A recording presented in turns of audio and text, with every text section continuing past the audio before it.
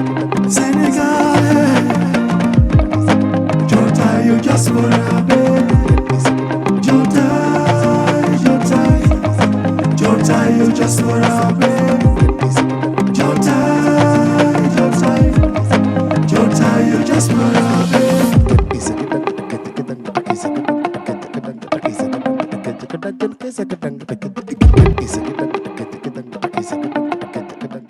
mbokk yeeg xarit yi ñu seetaan tey seen émission diaspora moo ñëw ci waxtaan bu ñuy fas yéene jagleel entrepreneuriat ak investissement ci réew mi ndax jàpp nañ ni mooy ñaari tànk yi nga xam ni bu ci réew mi sukkandikoo mën naa jur ngëneel fii ak at yi ñu jëm doomu Sénégal yi nekk ci diaspora bi jël seen doole seen xam-xam ak seen alal bëgg ko delloo seen réew fas yéene ko delloo seen réew ngir employé ña fa nekk ndax chômage gu bari ga fa nekk ñu jàpp ni loolu mën na dimbali économie réew mi pour réew mi jëm kanam donc tey ñu dalal fi suñu mbokk entrepreneurs yi ndax ay entrepreneurs yi ñoom ñëpp ñu waxtaan ak yéen ci li ñuy jànkonteel ci wàllu entrepreneuriat ci Sénégal ñoom ñi nekk fii di ko def pour diaspora wu Sénégal en particulier a ngi lay dalal Badara di la nuyu. di la jox kàddu gi nga wax ak sénégalais yi en tant que entrepreneur yow noo dundee sa entrepreneuriat ci Sénégal. maa ngi lay fay Patrice di la remercier ci parole bi ma jox donc man sama analyse sama lecture ci entrepreneuriat au Sénégal ci 4 volets laa koy tënk. donc d'abord premier volet bi mooy ñun entrepreneurs yi donc acteurs yi principaux yi. deuxième volet bi consommateurs yi. troisième volet bi médias yi, quatrième volet bi état bi. D'accord. Donc premier volet bi mooy ñun entrepreneurs yi. Il faut qu'on réponde à de vrais besoins. Sénégal dañu bëri ay nañ ma baal. ay nit ñi nga xam ni duñu am idée malheureusement. mais dañuy dem di copier coller. maanaam Sénégal du jiitu sénégalais du tàmmoo jiitu ci dara day bàyyi ba moom def day bàyyi ba mu xew soog a topp. mais ñëpp jëlandoo ko. ñëpp nag dañ koy jëlandoo. te boobaa duñu xam. kan moo ci vrai professionnel bi kan moo ci amateur bi ainsi de suite c'est-à-dire il faut que gars yi di xalaat loolu noonu concurrence dafa baax ci lépp donc bañuñu concurrence mais concurrence bu saine ak bu loyal loolu sax ñëpp ciy bénéficier wu day jëmal économie activité da koy jëmal kanam. ci yan secteur nga ko seetlu. ci secteur yu bëri ñun par exemple dans le domaine du digital maintenant kenn day am benn idée lancer ko après y a plein de gens yoo xam ne dañuy ñëw lancer wu def la même chose à peu près des fois sax dañuy plagier complètement li nga def ci secteur divertissement bi y en a plein en fait loolu dafa bëri Sénégal te loolu baaxul ci suñu jëf. Aliou Niang, fondateur de ColyGP. Donc ColyGP plateforme d'annonce la maanaam application mobile ak site internet boo xam ni day permettre à tout professionnel wala particulier donc de proposer des services de transport. Donc pour les particuliers maanaam étudiant bi wala ki nga xam ne day voyage d'affaires wala voyage familial sa billet cher mu desale ay kilos mën nga ko jaay ci suñu plateforme gratuitement ay nit jënd ko ba pare c'est sécurisé, il y a une assurance qui couvre donc tous les incidents et les profils sont vérifiés pour réduire tout ce qui est risque pénaux. Du coup pour les professionnels ñi nga xam ni ils n'ont pas forcément de plateforme internet où on peut voir leurs services donc sur ColyGP donc mën ngeen ni proposer seen opportunité d'envoi que ça soit des conteneurs pour les gens yi nga xam ne ñu ngi ci diaspora bi ñu mën a ñëw jaar ColyGP soit fay en ligne soit wala pour fay directement donc du coup c'est un produit made in Sénégal donc doomu réew bi moo ko defar et doomu réew bi ñoo ci xalaat et c'est pour répondre à un besoin qui est parti d'un vécu surtout ñun ñi nekk ci diaspora bi parce que gisoon nañ yenn opportunité d'envoi yi ci capitaux yi lañ ko gisoon léegi à travers dëkk boo mënti nekk ci province yi képp kuy voyager mën na créer opportunité donc da koy offrir également à tous les gens qui sont à côté.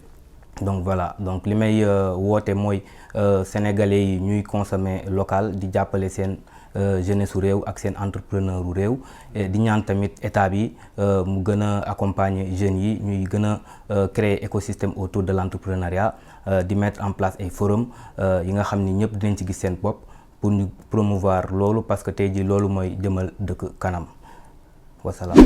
Deuxième volet bi mooy les consommateurs c'est que malheureusement fibre patriotique bi nga xam ne tey jii français yi am nañ ko. nga xam ne damay dem en tant que français jënd benn steak à 1 euro plus cher.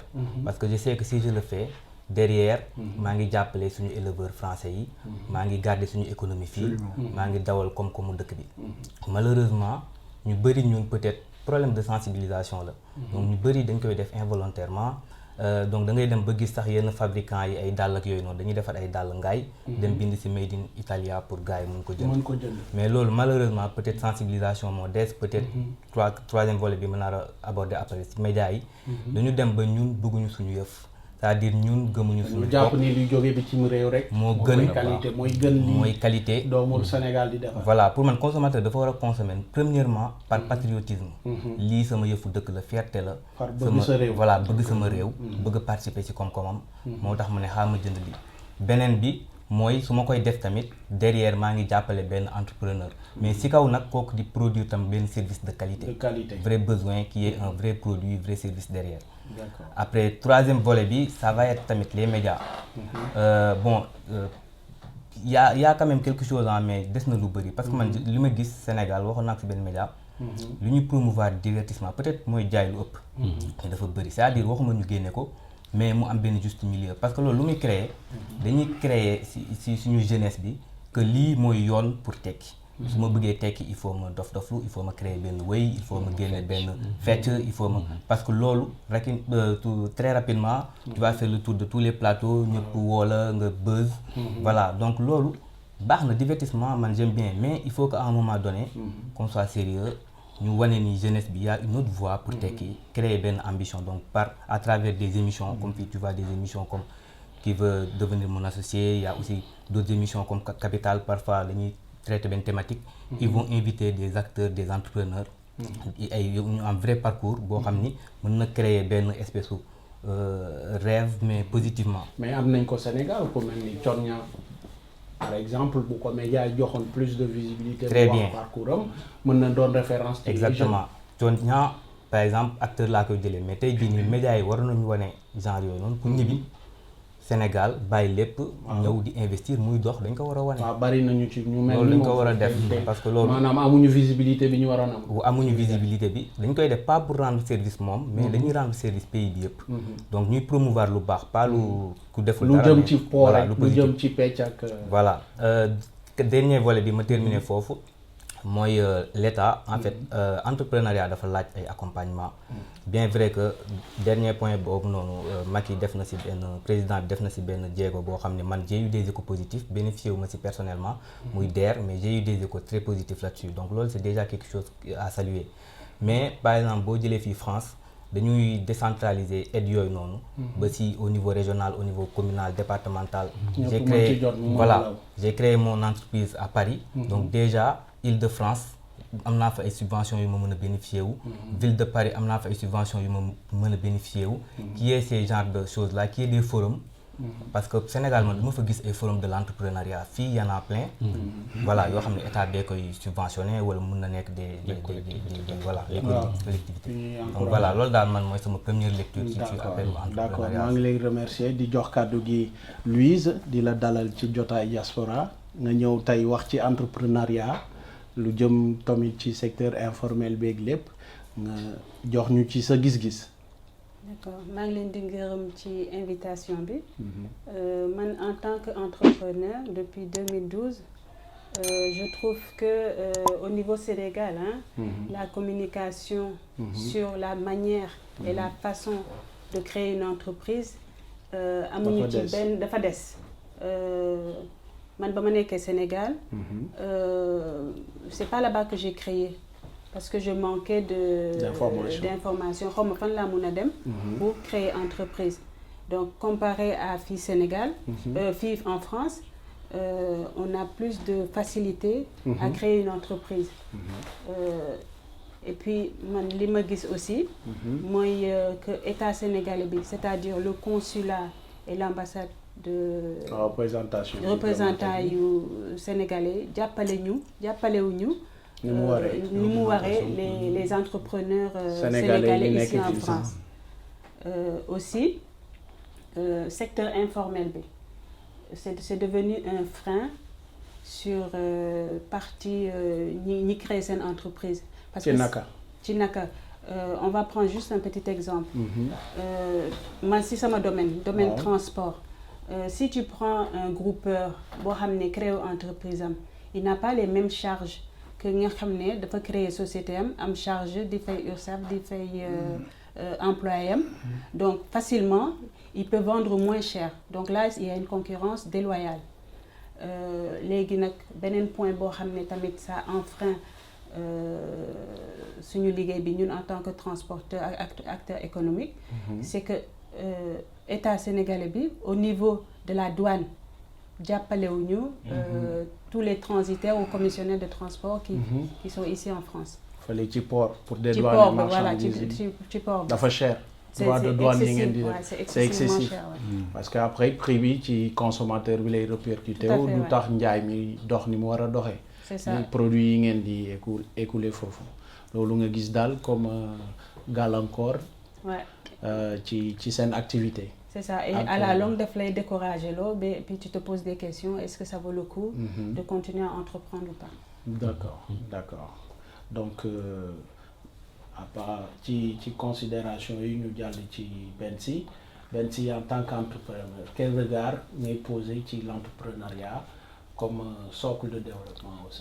C'est vrai que merci beaucoup Patrick ci occasion bi ñu jox pour ñu wax ci parce que man mii di wax ak yéen ñi 2009 2010 2011 ba 2012 début 2012 nekkoon naa Sénégal ubbi sama cabinet. D'accord.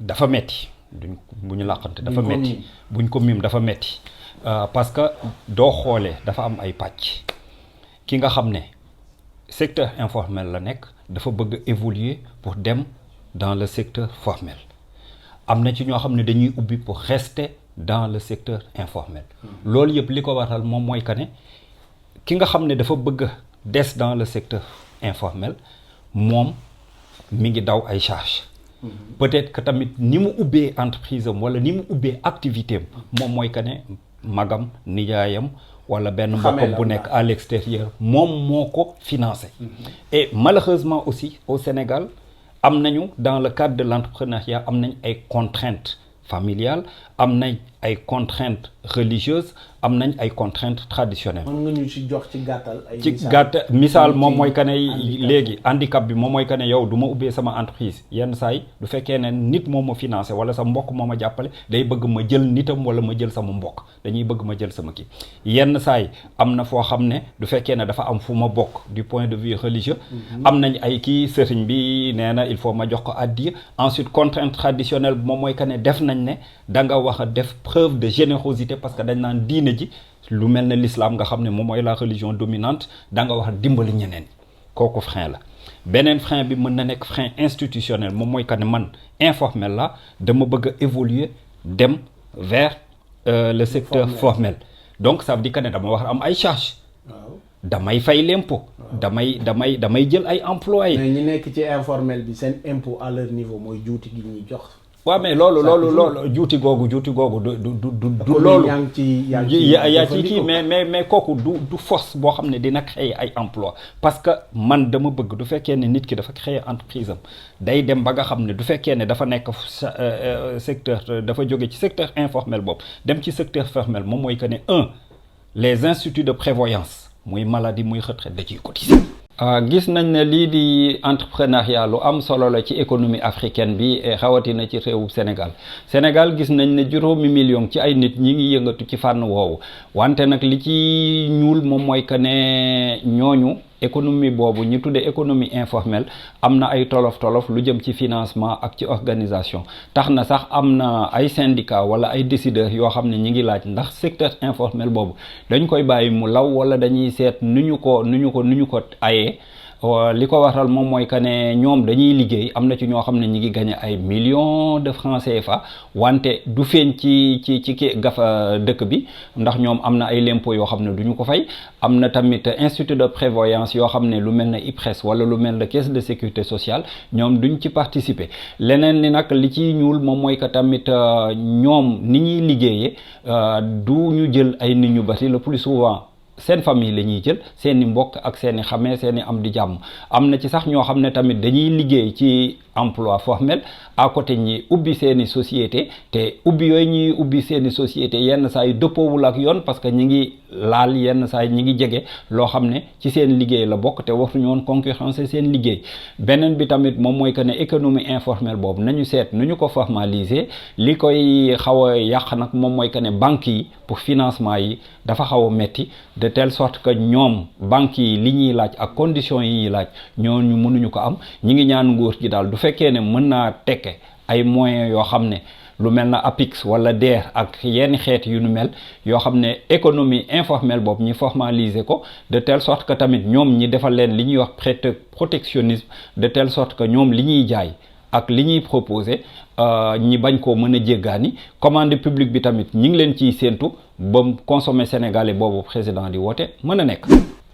beneen bi moom mooy que ne tamit dama bëgg dañu nekk ci benn situation boo xam ne dañuy am une économie globalisée nit ñi dañuy jokkalante di dem di ñëw man bëgg naa de telle sorte que léegi mën naa nuyu ay partenariat loolu il faut ma am benn développement il faut tamit ma am ay kayit yoo xam ne du ma demee banque wala organisme yi nga xam ne mën nañ ma jox ay financement dañ koy kii am na ci loolu mooy accompagnement bi Badara doon waaw mais accompagnement boobu war ci waaw mais accompagnement boobu am na accompagnement boo xam ne côté boo xam ne dafa xaw a sooxe am na côté boo xam ne dafa xaw a compliqué c'est vrai que depuis daawaati jéeg am na lu mel ne DER ñu ngi ko ciy def mais c'est de petites unité lay créer petite unité yooyu du mën a permettre parce que le but du jeu entrepreneuriat doo ko gisee moom mooy que ne dañu war a dem ba nga xam ne entrepreneur boobu wala société boobu mu ubbi mën na dem ba nekk une multinationale te ñun les conditions ne le permettent pas xoolal fii en France dañ naan la le CAC 40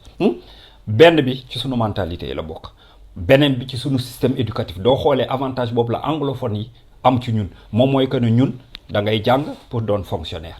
doo xoolee Sénégal ñaata la jànguñu pour nekk entrepreneur. déedéet. dañuy jàng pour liggéey ci place ci bureau wala ci yu ni mel. waaw loolu doon lu ñu mën a naqarlu maa ngi jox kàddu gi Benjeloun en tant qu'entrepreneur. waaw man bu ma déggee et puis entrepreneur là sax si dëgg. Sénégal créé la société de 1995. En 2002, et man, bu ma ñëwee Sénégal, je suis venu à l'époque avec 200 000 francs français, je ne sais plus combien ça fait en euros, 20 000 euros ou 25 000 euros. En une semaine, j'ai créé ma société, j'ai ouvert un lieu, un espace de démonstration des ordinateurs et tout ça. J'ai embauché 2 personnes et une démonstratrice, et puis j'ai pris des commerciaux. En une semaine, j'ai pu faire tout ça. Mais j'ai même ma carte de commerce, si on veut aller vérifier. Les gens qui veulent aller vérifier à rue Mohamed V, au centre des impôts. Oui. Je payais mes salariés, je faisais tout. Je suis venu avec mon capital, je fais. Avec mes idées, avec ma manière d'orienter. Mais je me rends compte que le noir, c'est toujours la même chose. Maintenant, il me donne un marché pour vendre des ordinateurs à l'État.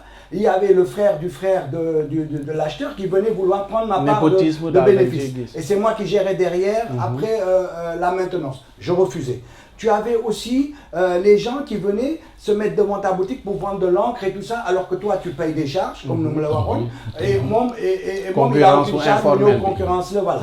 Tu avais aussi les problèmes de la douane. Man, il faut une semaine, parce que je travaillais en France, mon dans capital, pour vivre au Sénégal. Et si moi, tu au Sénégal plus d'une semaine, ça ne me va pas. Donc, je reste une semaine. Si tu veux dédouaner, tu avais des problèmes et autres. Bref, je vois que c'est toujours les mêmes problèmes. Mais ce qui me choque le plus au Sénégal, c'est que les gens qui s'occupent pour aider l'entrepreneuriat, par exemple aujourd'hui au niveau du gouvernement, la personne qui est responsable pour aider les jeunes à trouver des emplois, cette personne qu'on a mis, Moussoul Liguey, il vient de la diaspora. Licence diplôme par exemple mais mon responsable c'est-à-dire maanaam pôle emploi wu fii moom la war a pour les jeunes, d'accord, une agence pour l'emploi des jeunes FONGIS wala ANPEJIS voilà, mais son rôle c'est de trouver, mais ce gars n'a jamais travaillé. Ça veut dire que quand elle a posé fort justement le rôle de nos institutions consulaires et autres pour nous aider à pouvoir avoir des projets et tout ça, mais c'est des gens qui sont liés au parti, c'est un ascenseur. Vous m'aidez les pouvoirs, oui, je leur donne ces fonctions-là alors qu'ils ne sont pas capables. Donc, il ne faut pas s'étonner qu'on ne décolle pas tant que tu ne mets pas les compétences là où il faut. Et c'est important. Mais les conditions valent mieux quand même ñu teg condition pour favoriser l'entrepreneuriat. C'est la personne qui importe quoi en fait. D'accord, mon grand, mais conditions, c'est toujours ce qu'on dit. Bon, amul énergie, do am condition d'entrepreneuriat. Dès que Sénégal, amul courant, allons directement. Donc je veux te dire par là, les conditions, c'est quoi? Il l'a dit, c'est-à-dire que tu prends un exemple. Au Sénégal, les immeubles poussent comme des champignons. C'est ce que les gens me disent. On me l'a rapporté pas plus tard qu'hier. Il y a beaucoup d'investissements au plan immobilier. Donc, quand tu fais un immeuble, tu as besoin de fenêtres, de porte-fenêtres, de cloisons, de ceci, de cela. C'est quoi? C'est de la menuiserie métallique et c'est de la vitrerie. Pourquoi on n'arrive pas à faire décoller notre artisanat au niveau de la menuiserie métallique? C'est tout simple. Quand un artisan va voir un architecte, l'architecte lui dit j'ai besoin de 500 fenêtres, j'ai besoin de tant de trucs, etc. Le gars, il va lui faire un devis. Koku, l'architecte, s'il commande en Chine ses fenêtres et cloisons et tout ça, indico au Sénégal, matériel dédouané, ça lui coûte 50% moins cher. La question, moi, la priorité nationale, tant qu'on ne la fera pas, on ne va pas faire décoller notre économie, notre industrie. Il faut qu'à un moment donné, qu'on sache acheter plus cher. Il faut que le gouvernement protège le marché intérieur, nous apprenne, nous, à ce qu'on sache fabriquer plus cher peut-être, mais dans le temps, on fabriquera moins cher et de meilleure qualité. Tant que les Sénégalais ne prendront pas ça, ils accepteront d'acheter les produits chinois, nous ne décollerons jamais, nous ne savons même pas faire des mouchoirs au Sénégal. On va vendre quoi? On va être des marchands ambulants des Chinois dans les rues pour vendre des mouchoirs. Donc, cette solution, il faut créer de petits PME, PMI, pour projet Amé, nous dagateko, comme les Allemands le font par exemple. D'accord, un protectionnisme, on va dire. Badara, il y a une solution pour l'entrepreneuriat au Sénégal. C'est ça, la solution, je pense que évoqué tout à l'heure dans ma lecture. Bon, en tout cas, on a une problématique. D'abord, il faut que acteurs ou intervenants aient une contribution. D'abord, créativité. Voilà, nous, même si amul xam-xam, je sais que je suis informaticien de formation, mais soy entreprendre di nga soxla peut-être quelques volets dans le domaine juridique, ainsi de suite. Donc c'est des choses yo xamni man s'il le faut damay dem gëstu ci dem contacter les bonnes personnes, dem former wu ba kérok muy mëna embaucher nit mu def ko. Donc ni ñi gëstu mën nañ ko defal suñu bop. Il y a des plateformes aujourd'hui ak digital développées na. Dañuy gëstu indi lu sérieux produit bo xamni mën nañ ko jaay. Deuxième chose je vais plus insister ci solution bi ci consommateur. C'est une question de mentalité. En Afrique, c'est vraiment une question de mentalité. C'est je le dis pas négativement, mais tay ji ni da ngay ñëw commencer sa activité. Fi France, say proches ak say entourage ñoo lay ñëk jappalé. Ñëw jënd parce que non seulement soxla nañ exactement ce service, mais je préfère acheter pour soutenir ko. Ñun bo commencer say proches say xarit ñoy ñëw ah yow da nga may défaral affaire ki mom je le connais. Il va pas vouloir payer. Ñun ñëpp dañ ci jaar. C'est chose yo xamni nit yi dañ ko wara xam. C'est-à-dire en fait, il faut qu'on change de mentalité. Loolu rek mo mëna dugal suñu dëkk. Donc dina jaar ci éducation yi, ci formation yi, mais ñun ci bopam ñoo wara def suñu propre jangat parce que loolu dafa baax ci nit. Préférence nationale. Voilà. Et puis yenen yi bien évidemment état bi gën ci japp nit ñu fi tek pour ñuy gérer subvention yi ñukoy jaarale ci yoon ku jaar ci yoon ñu tontu la pas ñu xaar ba keneen yoni la ko xam ainsi de suite ak tamit médias yi tamit ñu jëm en plus du divertissement di promouvoir tamit yenn positivement pour voilà wañi divertissement bu ñu divertissement bi voilà di indi genre contenu yo xamni c'est voilà c'est d'accord. Louise yow lan moy sa xalaat comme solution pour favoriser l'entrepreneuriat et l'investissement au Sénégal? Je pense que la solution, c'est d'abord informer la population. La bonne information. La bonne information. Nous ne jogué ci école bi, comme nous ne jogué ci parce que l'entrepreneuriat qu'est-ce qui jang. Ça peut être quelqu'un qui n'est pas allé à l'école.